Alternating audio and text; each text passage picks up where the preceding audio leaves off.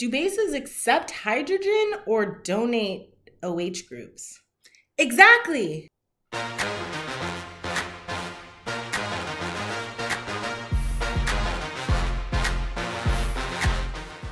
When bases are discussed in relationship to acids, they're often talked about as being proton acceptors or electron donors. So before I discuss the relationship of bases to OH, let's talk about bases in relationship to accepting protons. Not all bases have an OH group. For example, ammonia or NH3, when it reacts with a hydrogen atom, it makes NH4 or an ammonium ion. The ammonia NH3 is a weak base, and the ammonium ion, NH4, is the conjugate acid. When this reaction occurs, more hydrogen is now being bound to the base and less is freely floating in the solution, so the pH of the solution is going to increase. This is an NH3 atom, or an ammonium atom.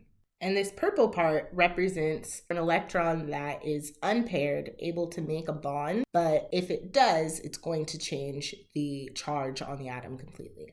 Right now, this is neutrally charged. If you add another hydrogen, now there's 4 hydrogens on it, so it's NH4. That added hydrogen is using one of the electrons that used to be on the nitrogen alone, and it's not contributing anything, so now this has a positive charge overall. This is going to be a very strong acid. It's going to really want to give off this hydrogen atom and go back to being neutrally charged. However, this is not a strong base because this does not want to add the hydrogen back. So these are conjugates to one another in that they have pretty much the same atomic structure, except they differ by the addition or removal of one hydrogen atom. When we talk about bases in relationship to acids and their ability to form water, bases are more likely to be the compounds that donate the OH group than donate the hydrogen to making water. One of the strongest bases is NaOH, sodium, oxygen, and hydrogen, NaOH.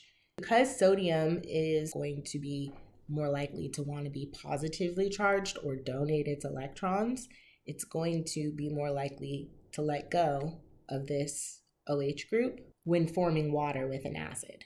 When bases are discussed as their ability to dissociate or detach from the OH group, we get the equation. The base bound to an OH group can convert to being a base alone with the positive charge and the OH group alone with a negative charge. In the same way that we got Ka from this equation, where it's a ratio of the products over the reactants, we're going to do the same thing for Kb, where the equilibrium constant for the base is equal to concentration of the base times the hydroxide concentration over the base bound to the OH group. Doing the same thing to get the pKa, we're going to be able to get a pKb by taking the negative log of that Kb, the concentration of the products over the reactants. And just like the pKa and Ka have an inverse relationship, where as one goes up, the other goes down, the same thing is true of pKb, where if your Kb is high, that means your pKb is low, and that means that you have a strong base. And if your Kb is low and your pKb is high, that means you have a weak base. So if you know the pKa, pKb, Ka, or Kb of a solution, and you know the relationship of acids and bases to water, you can also get the equations. The Kw, which is the equilibrium constant for water, is equal to the Ka times the Kb, where the Ka is the equilibrium constant for the acid dissociating from hydrogen, and the Kb is the equilibrium constant for the base dissociating from OH groups. This Kw is equal to 1 times 10 to the negative 14. And if you know just taking the negative log of the Ka gives you the pKa and taking the negative log of the Kb gives you the pKb, you can take the negative log of the Kw to give yourself a pKw, but pKw is going to be equal to 14, so that pKa plus pKb equals 14. The reason it becomes a plus instead of a multiplication sign is because logarithm scale is back to that whole exponents thing.